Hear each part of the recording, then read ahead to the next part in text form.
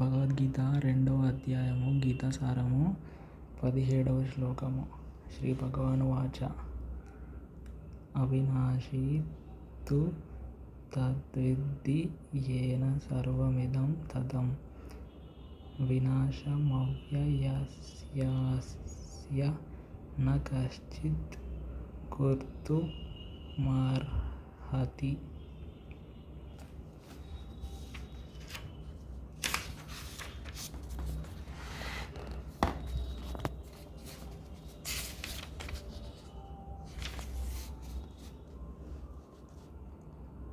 భాష్యము. శరీరమంతటా వ్యాపించి ఉండే ఆత్మ యొక్క నిజమైన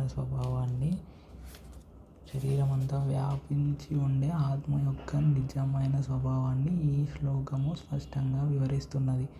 శరీరమంతటా ఏది వ్యాపించి ఉన్నదో ఎవరైనా అర్థం చేసుకోగలరు.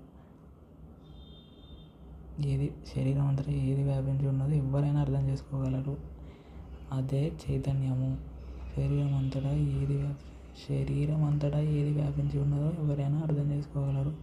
అదే చైతన్యము. ఓకే.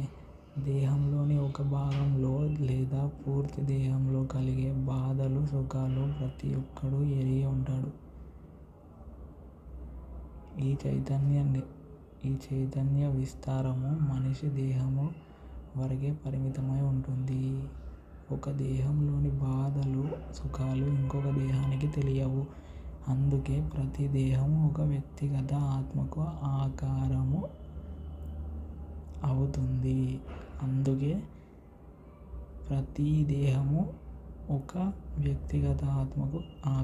అవుతుంది. ఇక ఆత్మ ఉనికి వ్యక్తిగత చైతన్యము ద్వారా అనుభూతం అవుతుంది. ఆత్మ యొక్క ఉనికి అనేది వ్యక్తిగత చైతన్యం ద్వారా అనుభూతం అవుతుంది. ఈ ఆత్మ వెంట్రుక కొనలో 10,000వ వంతు పరిమాణము కలదిగా వర్ణించబడింది. వెంట్రుక యొక్క కొనలో అంటే ఆ కొసలో మళ్ళా 10,000వ వంతు 10,000 ముక్కలు అయితే అందులో ఒక్క ముక్క వంతు పరిమాణం కలిగి ఉన్నట్టు వర్ణించబడిందంట. శ్వేతాశ్వతరోపనిషత్ 5వ అధ్యాయం 9వ శ్లోకం దీనిని ఈ విధంగా ధృవపరుస్తున్నది. బాలాగ్ర శతభాగ్యస్య శతధా కల్పితస్య చ భాగో జీవః స విజ్ఞేయః స చానంత్యాయ కల్పతే. వెంట్రుక కొనను 100 భాగాలుగా విభజించి అందులోని ఒక్క భాగాన్ని తిరిగి 100 భాగాలుగా విభజిస్తే ఆ ప్రతి భాగము ఆత్మ పరిమాణ కొలత అవుతుంది.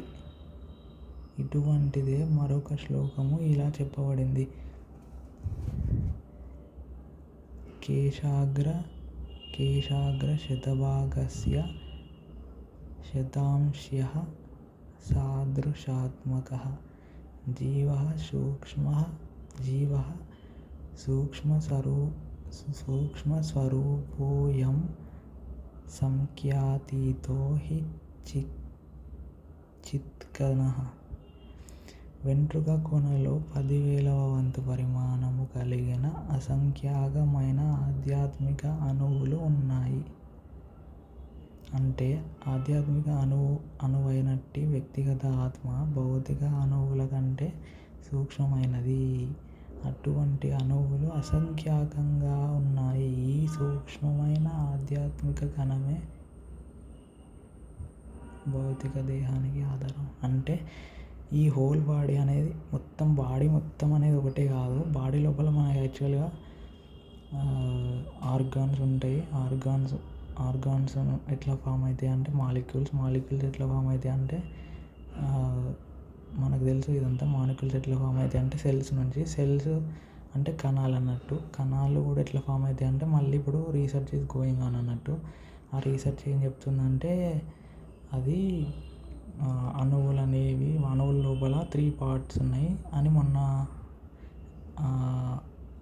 మొన్నటి వరకు, తర్వాత మొన్న నుంచి రీసెంట్గా వాళ్ళ సైన్స్ చెప్పేది ఏమంటే ఆ అణువులలో కూడా మళ్ళీ ఒక్కొక్క ఆటంలో అణువు అంటే ఒక్కొక్క ఆటంలో మళ్ళా ఒక్కొక్క ఆటం అంటే ఒక్కొక్క అణువులో మళ్ళీ 3 పార్ట్స్ ఉన్నాయి అన్నారు కదా. ఆ 3 కాకుండా ఇంకొకటి కూడా ఉంది అని అంటున్నారు. జనరల్గా మనం మాట్లాడుకోవాలంటే 3 వరకు అయినా సరే protons, neutrons, electrons and nucleus అదొకటి ఉంది కదా. ఇప్పుడు కొత్తగా ఒకటి అంటున్నారు మళ్ళీ డార్క్ మ్యాటర్ అది ఇదని. సో అలా అన్నట్టు అయితే ఇక్కడ చెప్పేది ఏంటంటే ఈ సూక్ష్మమైన ఆధ్యాత్మిక కణం ఉన్నది కదా, ఐ మీన్ మనం ఫిజికల్గా చూసే మ్యాటర్లో ఉండే ఆటమ్స్, ఆ కణాలన్నీ భౌతికం. సో భౌతిక దేహానికి అంటే ఆధ్యాత్మిక అనువైనట్టు వ్యక్తిగత ఆత్మ అనేది ఆధ్యాత్మిక ఆత్మ అన్నట్టు. అది భౌతిక అణువుల కంటే సూక్ష్మమైనది. భౌతిక అణువుల కన్నా సూక్ష్మమైనది అంటే భౌతిక అణువులు అంటే మనం ఫిజికల్గా చూసే సెల్స్ ఉన్నాయి కదా, ఒక్కొక్క సెల్కి ఒక్కొక్క లైఫ్ ఉంటుందని అంటున్నారు అన్నట్టు. సో దానికన్నా సూక్ష్మమైనది. అటువంటి అణువులు అసంఖ్యాకంగా ఉన్నాయి. అటువంటి అణువులు ట్రిలియన్స్లో ఉన్నాయని చెప్తున్నారు మన దాంట్లో ఆల్రెడీ. మళ్ళీ ఆ అణువులలో మళ్ళీ ఆత్మ సంబంధించిన అణువులు అనేవి మళ్ళీ అసంఖ్యాకంగా ఉన్నాయని ఇక్కడ చెప్పబడుతుంది. ఓకే, అర్థమైందా? తర్వాత కంటిన్యూ చేద్దాం. ఈ సూక్ష్మమైన ఆధ్యాత్మిక కణమే భౌతిక దేహానికి ఆధారము. ఏదైనా మందు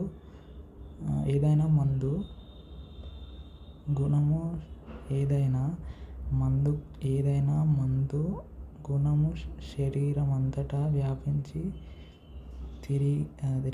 వ్యాపించిన రీతిగా, ఏదైనా మందు మనం వేసుకున్నప్పుడు శరీరం అంతా వ్యాపించిన రీతిగా ఆ ఆధ్యాత్మిక కణ ప్రభావం శరీరం అంతటా వ్యాపించి ఉంటుంది.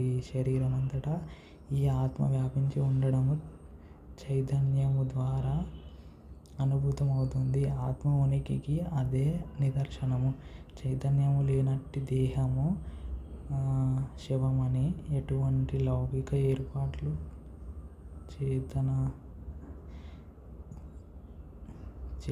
చైతన్యము లేనట్టి దేహము శవమని. ఎటువంటి లౌకిక ఏర్పాట్ల చేతనైనా దానిలో చైతన్యాన్ని తిరిగి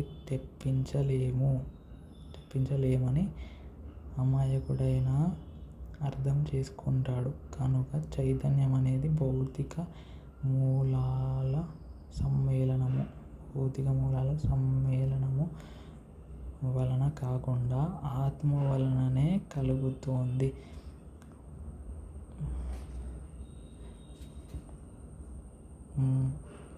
ముండకోపనిషత్తులో 3వ సంపుటిక 1వ అధ్యాయం 9వ శ్లోకంలో అణు ఆత్మ పరిమాణము గురించి మరింత వివరించబడింది.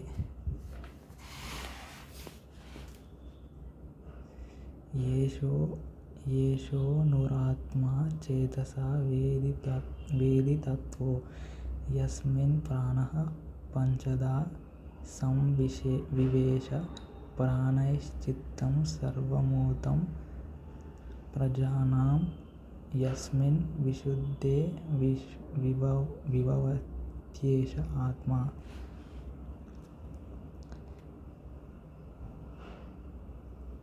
అణుపరిమాణము కలిగిన ఆత్మ పరిపూర్ణ బుద్ధి చేతనే అనుభూతమవుతుంది. ఈ అణు ఆత్మ హృదయంలో నిలిచి ఉండి 5 వాయువులలో తేలుతూ దేహదారుల దేహమంతటా తన ప్రభావాన్ని చూపుతుంది.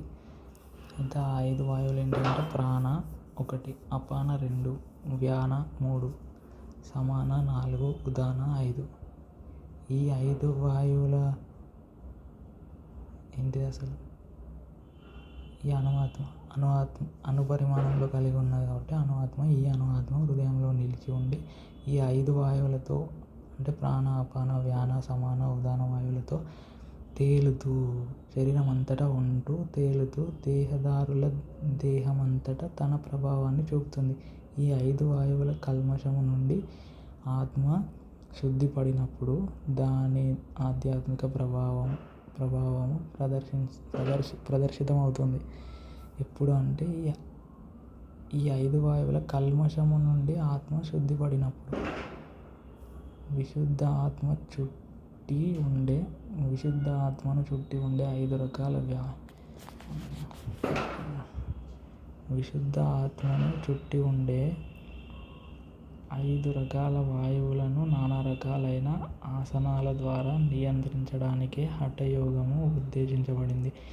అది భౌతిక వాతావరణ బంధము నుండి ఆత్మకు ముక్తిని కలిగించడానికి కానీ ఏదో భౌతిక లాభానికి కాదు.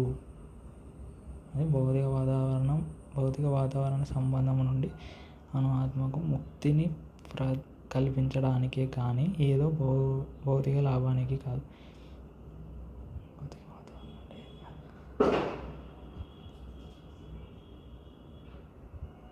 ఈ రకంగా ఆత్మస్థితి సమస్త వేదవాంగ్మయములో అంగీకరించబడింది.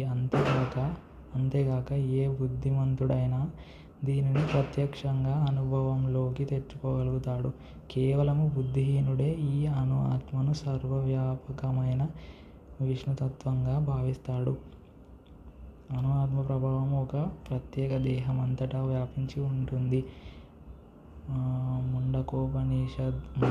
ముండకోపనిషద్ ప్రకారము ఈ ఆత్మ జీవుని హృదయంలో నిలిచి ఉంటుంది. ఆత్మ పరిమాణము లౌకిక శాస్త్రజ్ఞుల అవగాహన శక్తికి అతీతంగా ఉంటుంది కనుక ఆత్మ అనేదే లేదని వారిలో కొందరు మూర్ఖంగా వాదిస్తారు. వ్యక్తిగత ఆత్మ పరమాత్మునితో పాటుగా హృదయంలో నిశ్చయంగా ఉన్నది.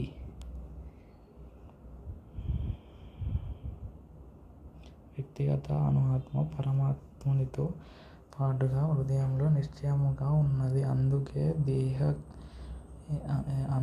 దేహ కదలికలకు కావలసిన సమస్త శక్తులు ఈ దేహాంగము నుండి ఉత్పన్నమవుతున్నాయి. ఊపిరితిత్తుల నుండి ప్రాణవాయువును తీసుకొని పోయే రక్త కణాలు ఆత్మ నుండి శక్తిని గ్రహిస్తాయి.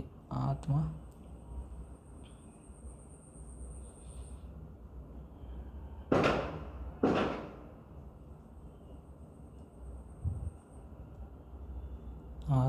ఈ స్థానం నుండి వెళ్ళిపోగానే కరగడం ప్రారంభమై రక్త చలనము ఆగిపోతుంది.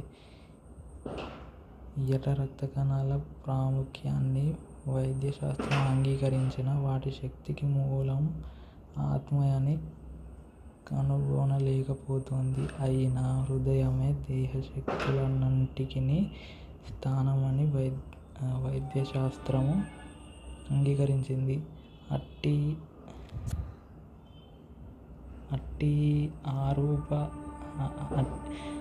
అనురూప ఆత్మలు సూర్యకాంతి కణాలతో పోల్చబడ్డాయి.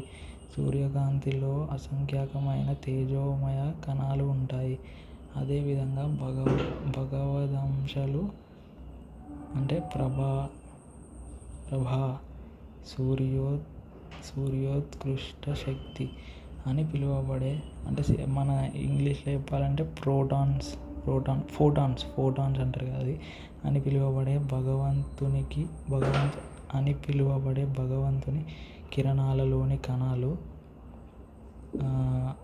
కనుక మనిషి వేదజ్ఞానాన్ని అనుసరించిన నవీన విజ్ఞాన శాస్త్రాన్ని అనుసరించిన దేహంలో ఆత్మ ఉనికిని త్రోసిపుచ్చలేడు. ఆత్మ విజ్ఞానము స్వయంగా భగవంతుని చేతనే భగవద్గీతలో స్పష్టంగా వివరించబడింది.